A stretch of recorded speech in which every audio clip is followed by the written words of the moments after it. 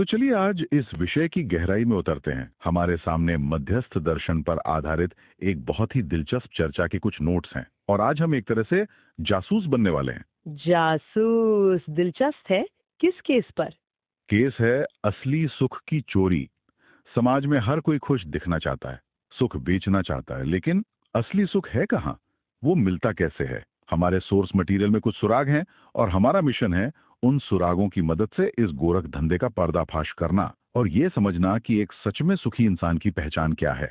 ये तो वाकई एक जरूरी पड़ताल है, क्योंकि आज के समय में सुख एक एहसास कम और एक प्रोडक्ट ज्यादा बन गया है। बिल्कुल। तो हमारा पहला सुराग क्या कहता है? पहला सुराग हमें चीजों के बिल्कुल कोर, उनकी बुनियाद में ले जाता है। ओके। सोर्स में एक लाइन है, प्रत्येक इकाई में निहित मौलिकता ही मूल्य है। प्रत्येक इकाई में निहित मौलिकता ही मूल्य है। मतलब किसी भी चीज का जो ओरिजिनल फंडामेंटल नेचर है वही उसकी वैल्यू है। सुनने में तो सीधा लगता है, पर इसका मतलब क्या है? इसे समझने के लिए सोर्स हमें सृष्टि की 4 अवस्थाओं को देखने के लिए कहता है। 4 अवस्थाएं। हाँ, पहली है पदार्थ अवस्था, मतलब मैटर, पत्थर, मिट्टी, हवा, पानी। ठीक है। दूसरी है प्राण अवस्था, यानी बायो लाइफ, पेड़ पौधे। हम्म। तीसरी है जीव अवस्था, यानी एनिमल किंगडम। और चौथी हम हुए ज्ञान अवस्था। बिल्कुल, ज्ञान अवस्था, यानी हम इंसान। और हर अवस्था का अपना एक मौलिक स्वभाव है, जिसे स्वभाव धर्म कहा गया है। और यही स्वभाव पूरी प्रकृति में एक संतुलन बनाए रखता है। अच्छा, जैसे पत्थर का स्वभाव है बस बने रहना, अपनी रचना को बनाए रखना। हाँ, और पेड़ पौधे का स्वभाव है बढ़ना और फिर विलीन हो जाना, वो किसी से कुछ मांगते नहीं। और जानवरों का? जानवरों का स्वभाव है अपने वंश को बनाए रखना और जीना। उनमें क्रूरता और अक्रूरता का भाव होता है। जैसे एक शेर क्रूर है, एक गाय अक्रूर। बिल्कुल। लेकिन सोर्स ये साफ कहता है कि उनमें दया, कृपा, करुणा जैसे मानवीय मूल्य नहीं होते। उनका पूरा जीवन सर्वाइवल पर केंद्रित होता है। और यहीं से हमारे केस की पहली बड़ी कड़ी जुड़ती है। हम्म। सोर्स का आरोप है कि ज्ञान अवस्था यानी हम इंसान अपनी मौलिकता को भूलकर जीव अवस्था के स्वभाव से जी रहे हैं। अच्छा। मतलब हमारा पूरा जीवन भी सिर्फ सर्वाइवल, बेहतर खाना, बेहतर घर, सुरक्षा, बस इसी के इर्द गिर्द घूम रहा हो। ये तो ऐसा हुआ जैसे किसी के पास सुपर कंप्यूटर हो और वो उसे सिर्फ जोड़ घटाने के लिए इस्तेमाल कर रहा हो। बिल्कुल। और ये एक बहुत बड़े संकट को जन्म देता है। समाज में एक आम कहावत है, पहले पेट पूजा फिर काम दूजा। हाँ, भूखे भजन न होए गोपाला। सही। लेकिन यह दर्शन इस धारणा को पूरी तरह से पलट देता है। सोर्स कहता है, जब तक मन नहीं भरेगा तब तक किसी का पेट नहीं भर सकता। एक मिनट, ये तो पूरी तरह से उल्टी बात है ना? मतलब अगर कोई अंदर से बेचैन है, असंतुष्ट है, तो चाहे उसके पास दुनिया की हर चीज क्यों ना हो, उसका पेट कभी नहीं भरेगा। उसे हमेशा कमी महसूस होती रहेगी। ठीक यही मतलब है। जानवरों के लिए पेट भरना काफी है, लेकिन मनुष्य के लिए नहीं। मनुष्य की मौलिकता, उसका स्वभाव धर्म है धीरता, वीरता, उदारता, दया, कृपा, करुणा के साथ सुखपूर्वक जीना। सुखपूर्वक जीना। हाँ, और अगर उसे ये सुख नहीं मिलता, अगर उसका मन नहीं भरता, तो वो लंबे समय तक सरवाइव ही नहीं कर सकता। हम जो समाज में इतनी मानसिक बीमारियां, तनाव और बेचैनी देख रहे हैं, वो इसी का सबूत है कि हम अपनी मौलिकता से कट गए हैं। तो संक्षेप में पहला सुराग ये है कि मनुष्य का मूल स्वभाव सुखी रहना है, सिर्फ जिंदा रहना नहीं। बिल्कुल। और जब हम सिर्फ जिंदा रहने की दौड़ में लग जाते हैं तो हम अपनी सबसे बड़ी वैल्यू, अपनी मौलिकता ही खो देते हैं। ये एक बहुत बड़ी शुरुआत है। हाँ, और ये हमें सीधे दूसरे सुराग की ओर ले जाता है, पहचान का संकट और सुख का माया जाल। अच्छा, यहाँ बात बहुत दिलचस्प हो जाती है। अगर मनुष्य का मूल स्वभाव सुखी रहना है तो हम एक सुखी व्यक्ति को पहचानेंगे कैसे? यहीं पर सोर्स कहता है कि समाज ने एक बहुत बड़ा भ्रम फैला रखा है। हम बाकी 3 अवस्थाओं को उनकी सही पहचान से जानते हैं। हम पदार्थ को उसके रूप से पहचानते हैं, ये लोहा है, ये सोना है, ये पत्थर है। हम्म। हम पौधों को उनके गुण से पहचानते हैं, नीम का गुण कड़वा है, तुलसी का अपना औषधीय गुण है। सही। हम जानवरों को उनके स्वभाव से पहचानते हैं।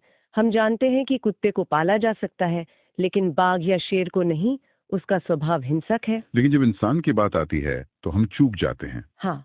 हम इंसान को उसके ज्ञान या स्वभाव से पहचानने की बजाय वापस पदार्थ की तरह उसके रूप से पहचानने लगते हैं। एग्जैक्टली। उसके कपड़े, उसका घर, उसकी गाड़ी, उसका बैंक बैलेंस, उसका पद, हम इन्हीं चीजों से अंदाजा लगाते हैं कि वो कितना सुखी या सफल होगा। और यहीं से वो गोरख धंधा शुरू होता है जिसका जिक्र सोर्स में है।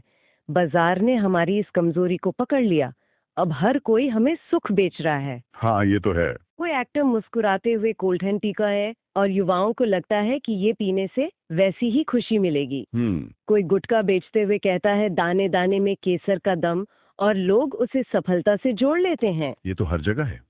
टूरिज्म इंडस्ट्री कहती है स्विट्जरलैंड जाकर सुख मिलेगा। फैशन इंडस्ट्री कहती है ये कपड़े पहनकर सुख मिलेगा। बड़े बड़े बिजनेसमैन और धर्मगुरु भी अपनी जीवन शैली से एक खास तरह के सुख का प्रदर्शन करते हैं। सोर्स की भाषा में कहें तो हमारी मौलिकता का ही व्यापार चल रहा है। हम सब ग्राहक हैं और सुख एक बिकाऊ चीज है। ये एक बहुत शक्तिशाली विचार है। लोग अमेरिका या यूरोप क्यों जाना चाहते हैं? क्योंकि एक तस्वीर बनाई गई है कि वहाँ की जिंदगी ज्यादा खुशहाल है। फिर वहाँ से लौटकर वो वैसा ही प्रदर्शन करते हैं और ये भ्रम का चक्र चलता रहता है। तो हम इंसान को उसकी असली पहचान से माप ही नहीं रहे हैं। नहीं, हम ये नहीं देख रहे कि वो कितना समझदार है, कितना समाधानपूर्ण है। हम बस उसके बाहरी संग्रह में उलझ कर रह गए हैं। तो इसका मतलब सुख के जो भी बाहरी पैमाने हमने बना रखे हैं, पैसा, शोहरत, त्याग, हाँ, यहाँ तक कि हर वक्त शांत दिखना, वो सब भ्रामक हो सकते हैं। जैसे सिकंदर और डायोजिनीस की कहानी कि संत सुखी है क्योंकि उसके पास कुछ नहीं है। क्या ये भी एक भ्रम हो सकता है? स्रोत के अनुसार बिल्कुल हो सकता है। कोई व्यक्ति बाहर से बहुत शांत दिख सकता है, पर अंदर से ज्वालामुखी की तरह उबल रहा हो। अच्छा। और किसी लोभी व्यक्ति को त्याग करने वाला इंसान बहुत ऊंचा और सुखी लग सकता है, लेकिन जरूरी नहीं कि वो त्यागी सच में सुखी हो। हो सकता है वो सिर्फ दुनिया से भागा हुआ हो। तो बाहरी दिखावा असली कसौटी नहीं है। बिल्कुल नहीं। ठीक है, तो अब हम केस के सबसे अहम मोड़ पर हैं। हाँ, अगर ये सब भ्रम है, अगर ये सारे सुराग हमें गलत दिशा में ले जा रहे थे, तो फिर असली सुख है क्या? हम एक सच में सुखी व्यक्ति को पहचानेंगे कैसे? उसकी असली कसौटी क्या है? और यहाँ सोर्स हमें सबसे बड़ा और सबसे साफ सुराग देता है। वो क्या है? वो कहता है सुख कोई कार्यक्रम नहीं है, बल्कि एक परिणाम फल है। सुख कोई कार्यक्रम नहीं है बल्कि एक परिणाम। ये लाइन बहुत गहरी है, इसे थोड़ा खोलते हैं। हाँ, सुख कोई कार्यक्रम नहीं है, मतलब सुख कोई ऐसी चीज नहीं है जिसे आप प्लान कर सकते हैं, जैसे चलो आज खुश होते हैं या चलो छुट्टियों पर जाकर खुश होकर आते हैं। हाँ, बिल्कुल। आप सीधे सीधे सुख को पकड़ या देख नहीं सकते, क्योंकि सुख जीवन यानी चेतना में घटने वाली चीज है, शरीर में नहीं। लेकिन आप उन कर्मों को जरूर देख सकते हैं जिनसे सुख का परिणाम निकलता है। जैसे? जैसे आप सीधे बिजली नहीं देख सकते, लेकिन आप पंखे को चलते हुए या बल्ब को जलते हुए देखकर जान जाते हैं कि बिजली है। अच्छा, तो वो कौन से कर्म है, वो कौन सा चलता हुआ पंखा है जिसे देखकर हम कह सकते हैं कि यहाँ सुख की बिजली मौजूद है? वो कर्म है समाधान। स्थिति में, हर परिस्थिति में, हर संबंध में समाधान प्रस्तुत करता है। उसका हर काम, हर विचार, हर शब्द समाधान से जुड़ा होता है, समस्या से नहीं। मुझे एक एक ठोस रोजमर्रा का उदाहरण चाहिए। मान लीजिए एक परिवार में पैसे को लेकर बहस हो रही है। इस स्थिति में समाधान केंद्रित व्यक्ति और समस्या केंद्रित व्यक्ति का रवैया कैसा होगा? बहुत अच्छा सवाल है। समस्या केंद्रित व्यक्ति कहेगा, तुम्हारी वजह से ये हुआ, तुम बहुत खर्चीले हो, हमारे पास कभी पैसे नहीं होते। यानी वो दोष देगा, बंटवारा करेगा और तनाव बढ़ाएगा। हाँ, जबकि समाधान केंद्रित व्यक्ति कहेगा, ठीक है, ये एक समस्या है, हम सब मिलकर बैठते हैं और इसका हल निकालते हैं। हमारे खर्चे कहाँ ज्यादा हैं, हम अपनी आमदनी कैसे बढ़ा सकते हैं, चलो एक प्लान बनाते हैं। मतलब वो जोड़ने की बात करेगा, व्यवस्था बनाने की बात करेगा। एग्जैक्टली। हाँ, अब ये बिल्कुल साफ हो गया। तो सुखी व्यक्ति वो है जिसके पास हर क्यों और कैसे का जवाब है, जिसकी कथनी और करनी में अंतर नहीं है, जो अंतर विरोध और बाहरी विरोध दोनों से मुक्त है। सही। जो समाज को तोड़ने की नहीं बल्कि अखंड समाज और सार्वभौम व्यवस्था की दिशा में जीता है। एकदम सही। और इसी से जुड़ा है दायित्व और कर्तव्य का विचार, जो सुख की इस पूरी पहेली को और भी साफ कर देता है। हाँ, सोर्स का यह हिस्सा मुझे बहुत पसंद आया। कर्तव्य यानी ड्यूटी और दायित्व यानी रिस्पॉन्सिबिलिटी। हम अक्सर इन दोनों शब्दों को एक ही मान लेते हैं। लेकिन सोर्स इनमें एक बहुत सुंदर और गहरा अंतर बताता है।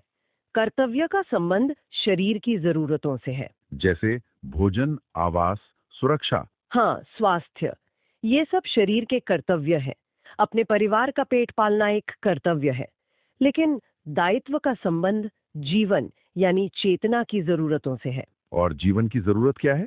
समझदार होना और समझदार बनाने में सहयोग करना। जीवन में जो अज्ञान का खालीपन है, जो बेचैनी है, उसे ज्ञान और समाधान से भरना ही दायित्व है। अच्छा, समझदार व्यक्ति का हर कर्तव्य उसके दायित्व को पूरा करने के लिए होता है। बिल्कुल। मतलब वो शरीर को इसलिए स्वस्थ रखता है ताकि जीवन में जागृति का, समझने समझाने का काम हो सके। सही पकड़ा। अगर कोई सिर्फ अपने बच्चे को खूब खिला पिलाकर, महंगी शिक्षा दिलाकर कहता है, जा बेटा अब दुनिया में जाकर खूब पैसा कमा, तो उसने अपना कर्तव्य भी ठीक से पूरा नहीं किया। हाँ, क्योंकि उसका लक्ष्य दायित्व से नहीं जुड़ा था। सिर्फ कर्तव्य पूरा करना तो जीवावस्था है।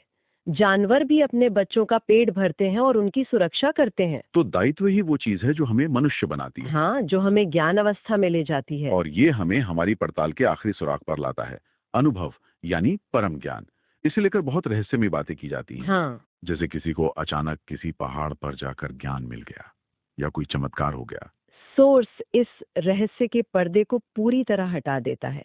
वो कहता है कि अनुभव कोई चमत्कार या अचानक घटने वाली घटना नहीं है। तो फिर क्या है? ये एक स्पष्ट, कदम दर कदम चलने वाली शैक्षणिक प्रक्रिया है। इसका एक निश्चित क्रम है, एक लॉजिकल प्रोग्रेशन है। इसे थोड़ा आसान भाषा में समझाइए, ये क्रम क्या है? इसे कंपनी के मैनेजमेंट की तरह समझिए। ओके। सबसे निचले स्तर पर है मन, जो एक जूनियर कर्मचारी की तरह है। उसका काम सिर्फ बाहर की दुनिया से डेटा लेना है। अच्छा लगा, बुरा लगा, सुख दुख। ठीक है। उसके ऊपर का मैनेजर है वृत्ति, जो विश्लेषण करता है, तुलना करता है। उसके ऊपर है चित्त, जो दूर तक सोचता है, कल्पना करता है। फिर आती है बुद्धि, जो निर्णय लेती है। और सबसे ऊपर है आत्मा, जो सीईओ की तरह है, जिसके पास अंतिम विजन है, जो सह अस्तित्व को समझता है। तो अनुभव का मतलब है कि ये पूरी कंपनी, ये पूरा मैनेजमेंट एक सीध में काम कर रहा है। हाँ। अनुभव का मतलब है कि जूनियर कर्मचारी मन अब अपनी मनमर्जी से नहीं, बल्कि सीईओ की आत्मा के विजन के अनुसार चल रहा है। ये एक यात्रा है। जब कोई अपने मन को साध लेता है तो उसे वृत्ति पर काम करने का विश्वास आता है। जब वृत्ति सज जाती है तो चित्त पर। मतलब ये एक भरोसे की यात्रा है जो हर कदम पर खुद को प्रमाणित करती है। बिल्कुल, ये कोई रहस्य नहीं, एक स्पष्ट विज्ञान है। तो आज की इस गहरी पड़ताल का सार ये निकला कि सच्चा सुख इस बात में नहीं है कि किसी के पास क्या है या वो किसी पल में कैसा महसूस कर रहा है। सुख तो एक बाय प्रोडक्ट है, एक परिणाम है। सही कहा। ये इस बात का परिणाम है कि कोई व्यक्ति अपने जीवन में कर क्या रहा है। क्या वो अपने अपने परिवार और समाज के लिए लगातार समाधान का स्रोत बन रहा है या समस्या का। असली पहचान कर्म में है, भावना में या दिखावे में नहीं। और ये अंत में एक बहुत ही असहज करने वाला लेकिन जरूरी सवाल खड़ा करता है। सोर्स में लिखा है कि हम अक्सर दूसरों को, खासकर अपने बच्चों को, सुख के वो रास्ते बताते हैं जो हमारे अपने लिए भी काम नहीं आए हैं। सही बात है। हम खुद उस रास्ते से चलकर संतुष्ट नहीं हैं, फिर भी अगली पीढ़ी को उसी दौड़ में धकेल देते हैं। तो आज विचार करने के लिए अंतिम बात यही है। दूसरों को सुख का रास्ता बताने से पहले क्या हमें ईमानदारी से ये नहीं जांचना चाहिए कि हमारे अपने कर्म, हमारी अपनी जिंदगी, हमारी दुनिया में लगातार समाधान पैदा कर रहे हैं या समस्या।